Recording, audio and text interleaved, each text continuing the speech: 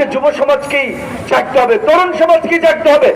মামুনুল হক সহ আলেমরা আমাদেরকে কিভাবে চরিত্রে কালিমা লেপনের জন্য নাটক সাজিয়েছিল আপনারা দেখেছেন। অথচ এই প্রধানমন্ত্রী তো এই সৌরাষ্ট্র উদ্যানে বলেছিলেন রাষ্ট্র চলবে মদিনা সনদ অনুযায়ী। এখন তো জাহিলি সনদে দেশ চলছে।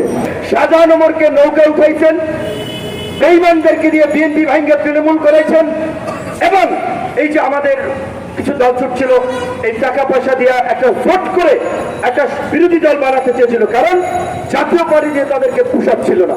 কিন্তু সেই স্বপ্ন তাদের পূরণ হয় নাই। ডিজিটাল বাংলাদেশের কথা বলছেন না, স্মার্ট বাংলাদেশ, খুব সুন্দর নাম শোনায়। আমি ঢাকা বিশ্ববিদ্যালয়ের ছাত্র হিসেবে ঢাকা বিশ্ববিদ্যালয়ের খবর জানি। ঢাকা বিশ্ববিদ্যালয়ের একটা সার্টিফিকেট উঠাইতে হলে যাও, ডিপার্টমেন্টে যাও, চেয়ারম্যানের সাইন নাও, প্রভোস্টের সাইন নাও, এইখানে দৌড়াও ওইখানে দৌড়াও, একটা নাজেহাল কাণ্ড। দেশের সবচেয়ে বড় পাবলিক বিশ্ববিদ্যালয়, যেই বিশ্ববিদ্যালয়ের বলা চলে না হলে বাংলাদেশের সৃষ্টি হতো কিনা সন্দেহ আছে, সেই বিশ্ববিদ্যালয়ের এই অবস্থা, তাহলে অন্যান্য বিশ্ববিদ্যালয়গুলোর কি অবস্থা? যে কোথায় আপনার স্মার্ট বাংলাদেশ আর ডিজিটাল বাংলাদেশ? পাসপোর্ট করতে যান, আপনি যখন ভোটার এনআইডি আপনার হয়েছে, আপনার বাপ দাদার 14 গোষ্ঠী সমস্ত ডকুমেন্ট এনআইডির সার্ভারে আছে। পাসপোর্ট করতে গেলে তারপরেও তো দালালকে টাকা দেওয়া লাগে, হয়রানি, নানান ধরনের একটা আপনার পরিস্থিতি। তো তাহলে কি এর ঘোড়া টিমের তোমরা স্মার্ট বাংলাদেশ করলাম? যে ওরা পরিশ্রম করে, রক্ত পানি করে টাকা ইনকাম করে, এই জন্য ওরা গাদা, ওদের উপরে কর 30%, তোমরা চুরি চামারি করবা, তোমাদের জন্য কর কত? 15%। সংবিধানের 20 নম্বর অনুচ্ছেদে আছে অনুপার্জিত কোন সম্পদ কেউ ভোগ করতে পারবে না।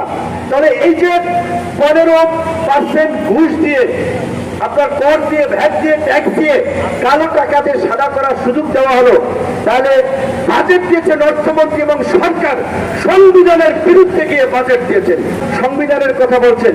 ওই কারণে বলে, একটা গল্প শুনেছেন না, যে একজন মাথায় টুপিওয়ালা ব্যক্তি বৃষ্টি দিয়া যাচ্ছে ভিজে ভিজে, আর একজন সাধারণ পাবলিক ছাতা নিয়ে যাচ্ছে। পরে টুপিওয়ালা পাবলিক, আমরা স্বাভাবিকভাবে একটু নামাজ, একটু মানে হুজুর দেখলে তাদের প্রতি আমরা খুব পজিটিভ দৃষ্টিভঙ্গি রাখি।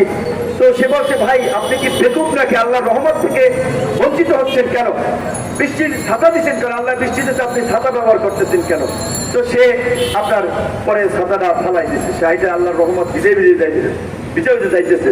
পরে আবার দেখে যে পিছনে তাকাইয়া যে বলছে সে ছাতিটা ব্যবহার করতেছে। এই সরকার প্রতারণা এবং এই কালো টাকা সাদা করার সুযোগ দিয়ে মূলত আলটিমেটলি দুর্নীতিবাজদেরকে একটা অসম্ভব রকমের সুযোগ দিচ্ছে। আমি আপনাদেরকে বিশেষ করে যেটি বলছিলাম যে 52, 69, 71, 90 সমস্ত ইতিহাসের আন্দোলন সংগ্রামের ছাত্র, যুবক, তরুণরাই রাজপথে বুক চিতিয়ে দাঁড়িয়েছে, তরুণরাই রক্ত ঢেলেছে, তরুণরাই সংগ্রাম করেছে। আজকের এই আন্দোলনেও তরুণদেরকেই রাজপথে নামতে হবে, তরুণদেরকেই রাজপথে ঢেউ তুলতে হবে।